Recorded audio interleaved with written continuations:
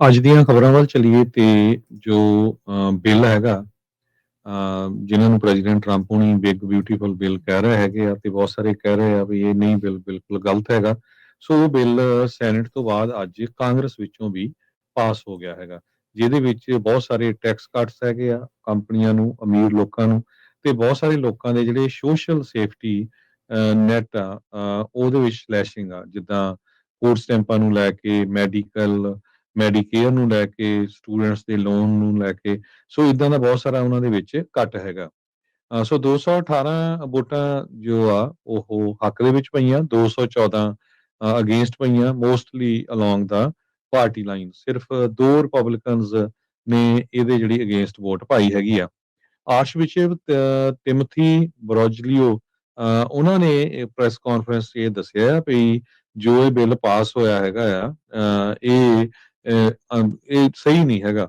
ਕਹਿੰਦੇ ਵੀ ਅਨਕੌਂਸਟੀਨੇਬਲ ਹੈਗਾ ਕਿਉਂਕਿ ਤੁਸੀਂ ਹੈਲਥ ਕੇਅਰ, ਫੂਡ ਅਸਿਸਟੈਂਸ ਕੱਟ ਰਹੇ ਹੋ ਤੇ ਇਮੀਗ੍ਰੇਸ਼ਨ ਪ੍ਰੋਵੀਜ਼ਨ ਜੋ ਵਿੱਚ ਐਡ ਕੀਤੇ ਗਏ ਆ ਬਿਲੀਅਨਸ ਆਫ ਡਾਲਰ, ਉਹ ਬੱਚਿਆਂ ਨੂੰ ਤੇ ਲੋਕ ਜਿਹੜੇ ਇਮੀਗ੍ਰੈਂਟ ਹੈਗੇ ਉਹਨਾਂ ਨੂੰ ਜਿਹੜਾ ਹਰਟ ਕਰੂਗਾ।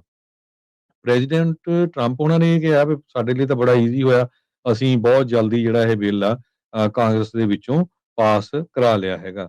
ਸੋ ਹੁਣ ਪ੍ਰੈਜ਼ੀਡੈਂਟ ਇਸ ਬਿੱਲ ਦੇ ਉੱਤੇ ਜਿਹੜਾ ਆ ਆਪਣੇ ਸਿਗਨੇਚਰ ਕਰਨਗੇ। ਇਲੋਨ ਮਸਕ ਜਿਹੜਾ ਅਮਰੀਕਾ ਦਾ ਜਿਹੜਾ ਕੈਲੀਫੋਰਨੀਆ ਅਮਰੀਕਾ ਦਾ ਰਿਪਬਲਿਕਨ ਪਾਰਟੀ ਦਾ ਬਹੁਤ ਵੱਡਾ ਡੋਨਰ ਹੈਗਾ ਆ। ਜੀ, ਉਹਨਾਂ ਨੇ ਇਹ ਕਿਹਾ ਸੀ ਵੀ ਮੈਂ ਇੱਕ ਨਵੀਂ ਪਾਰਟੀ ਬਣਾਉਣ ਜਾ ਰਿਹਾ ਹਾਂ ਜੇ ਇਹ ਬਿੱਲ ਪਾਸ ਹੋ ਜਾਂਦਾ। ਸੋ ਹੁਣ ਉਹਨਾਂ ਨੂੰ ਦੇਖਦੇ ਹਾਂ ਵੀ ਕਿੱਦਾਂ ਦੀ ਜਿਹੜੀ ਸਟੇਟਮੈਂਟ ਆ ਉਹ ਆਉਂਦੀ ਹੈਗੀ ਆ।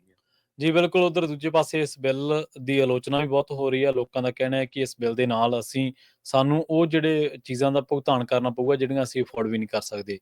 ਜਿਹੜੇ ਜ਼ਿਆਦਾਤਰ ਲੋਕ ਨੇ ਉਹ ਮੈਡੀਕੇਡ ਦੇ ਉੱਤੇ ਵੀ ਜਿਹੜੇ ਨੇ ਉਹ ਮੁਨੱਸਰ ਨੇ, ਉਹ ਆਧਾਰਿਤ ਨੇ ਜਾਂ ਕਹਿ ਲਓ ਕਿ ਉਹ ਨਿਰਭਰ ਨੇ ਮੈਡੀਕੇਡ ਦੇ ਉੱਤੇ।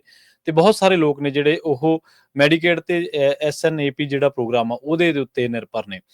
ਐਮੈਂਡਾ ਹਿੰਟਨ ਜਿਹੜੇ 39 ਸਾਲ ਦੇ ਨੇ, ਮਿਜ਼ੂਰੀ ਦੇ ਵਿੱਚ ਰਹਿ ਰਹੇ ਨੇ, ਉਹ ਕਹਿੰਦੇ ਕਿ ਅਸੀਂ ਮੈਡੀਕੇਡ ਵੀ ਜਿਹੜੇ ਬੈਨੀਫਿਟਸ ਆ ਉਹ ਕਲੇਮ ਕਰਦੇ ਹਾਂ ਤੇ ਸਨੈਪ ਜਿਹੜੇ ਬੈਨੀਫਿਟ ਆ ਉਹ ਵੀ ਕਲੇਮ ਕਰਦੇ ਹਾਂ। ਪਰ ਉਹ ਕਹਿੰਦੇ ਕਿ ਮੈਂ ਲਗਾਤਾਰ ਇਹ ਗੈਸ ਸਟੇਸ਼ਨ ਤੇ ਪਾਰਟ ਟਾਈਮ ਕੰਮ ਕਰਦੀ ਹਾਂ, ਪਰ ਮੈਨੂੰ ਨਹੀਂ ਲੱਗਦਾ ਕਿ ਹੁਣ ਇਸ ਬਿੱਲ ਤੋਂ ਬਾਅਦ ਜਿੰਨੀ ਕੁ ਮੈਂ ਚਰਚਾ ਸੁਣ ਸਕੀ ਹਾਂ ਜਾਂ ਜਿੰਨਾ ਕੁ ਵੀ ਉਹ ਕਹਿੰਦੇ ਕਿ ਲੇਮੈਨ ਨੂੰ ਪਤਾ ਹੁੰਦਾ, ਉਹਦੇ ਮੁਤਾਬਕ ਮੇਰਾ ਹੁਣ ਜਿਹੜਾ ਗੁਜ਼ਾਰਾ ਉਹ ਜਿਹੜਾ ਉਹ ਮਤਲਬ ਔਖਾ ਹੋ ਜਾਣਾ ਉਹਦੇ ਕਹਿਣ ਦੇ ਮੁਤਾਬਕ।